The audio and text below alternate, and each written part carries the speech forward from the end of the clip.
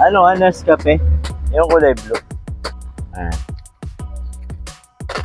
Meron pa yung ano, ayun. Magkano yung, ano, gatas?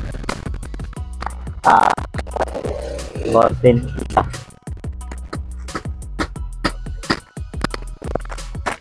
Okay. Swap, tsaka twin pack Nescafe. Ayun. Tapos, coffee ko brown. Pwede na. Okay. Para sa ice coffee. Para masarap ang kape. Ito na. Coffee. Ice coffee. Ilan pinili mo? Isa at saka isang gatas. Isang gatas. Nagpakulo ka ba kayo ng umaga? Hindi na marami. Konti lang yan. Ayos, oh. Gato na muna. Saktong-sakto, napakainit ng panahon, no? Andito na kasi kami sa ano, sa Tiangge, ano. Dito na kami sa Barangay Kuayan. Ice coffee. Ano yung great taste? Yun na una, ano to? Coffee ko brown. Coffee ko brown. Ano kaya lasa niya? Magkahalo na. Sarap yan. Ngayon mo lang ginawa yan o nasubukan mo na dati? Nakasubok na ako. Hindi masarap. Hindi masarap. Oo, kasi pag sa negosyo, hindi masarap. Pero pag ikaw gumawa, syempre sasarapan mo. Ganun ba yun? Oo.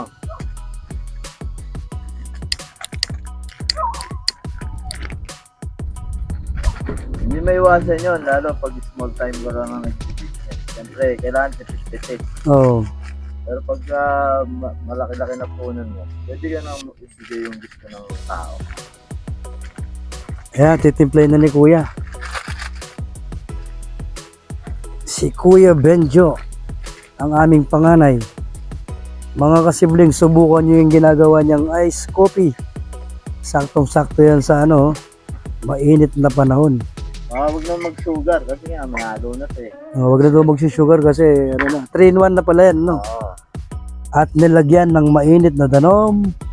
Yung gatas. Huwag masyadong marami yung... Ay, hindi magkasama yan. Hindi, ihalo rin yan. Kaya lang, kailangan Magkaiwala yung timpla. Parang ano pala yan, experiment. Oo, parang gano'n. Tinalo na ni Kuya. Ayan. Hinalo na, mga kasiblings. Hinalo-halo na. Oo, ilagay na natin. At pinaghalo-halo ulit. Ayan, oh. Experiment tayo sa ice coffee. Gawa ni Kuya Benjo. At dinagdagan ng mapaling danom. Mainit na tubig. Pero Ayan, ice ayan. coffee. May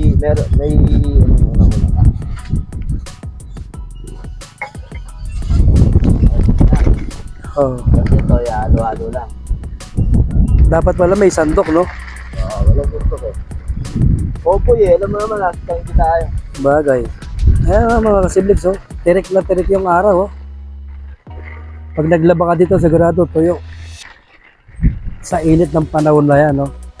Ayan yung tulay, oh. Ito yung tulay kung saan kami nagpwesto kapag ka nagtsatsyanggi. Ayan, nakatayo na yung mga tent, oh. Tikman natin yung experiment ice coffee ni Kuya. Kung panalo ba. Kremang krema. Ice coffee. Great taste na may kasamang coffee ko brown at gatas. Subukan natin, oh.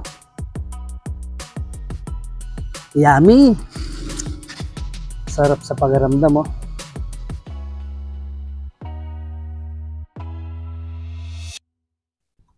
Parang ano, no, naghahalo yung ano, yung gatas tsaka yung great taste. Natalo yung coffee ko na ano, na brown. Ayos siya, ayos. Wala lang siyang ano, yung mga yelo eh. Hindi natin nalagyan ng yelo. Pero may yelo naman kasi yan. Malamig niya eh. Sarap. At sa, siyempre, may yelo-yelo pa yan. Ayos, mga kasiblings. Panalong panalo. Lalo, terik na terik yung araw dito. Yan ang tamang-tama, yung malamig na ice coffee. Sulit na sulit to. Sa susunod, mga Hindi, may mas... isang container. Siyempre, pag may iba dyan, mas masarap eh. Hindi ko pa alam yung iba. Kanyara yung baka yung great taste, yung original, baka masarap yan. Pwede na itong itinda sa sa Tiangge. Ice coffee. Kaya nilagyan ng asukal kasi matamis na yun eh. Kahit mainit yung panahon, magiginawaan yung katawan mo dahil malamig yung iniinom mo eh. Ayan mga kasiblings nakalatag na yung baklad ko tsaka yung folding bed. Maya kakanayin na natin yung yung pag-display. Yung mainit-init pa. Nag-experiment nga si kuya ng ice coffee. Sarap. Ayos, panalo yung Magkano yung gastos doon? Yung chubay sa magkano? 5. 5 piso. Tapos 15, 30. 30. Saka gatas 12. Gatas 12. Magkano lahat?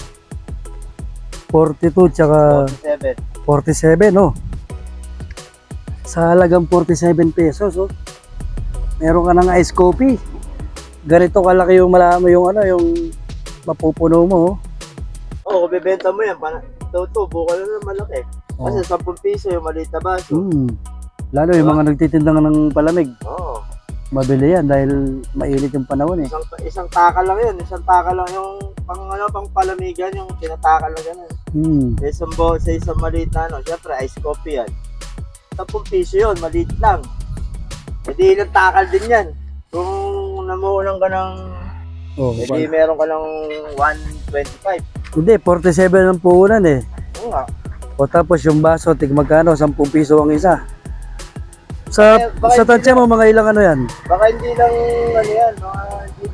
Hindi ka lang tutubo ng kalahati dyan. Baka doble pa ang tubo mo dyan.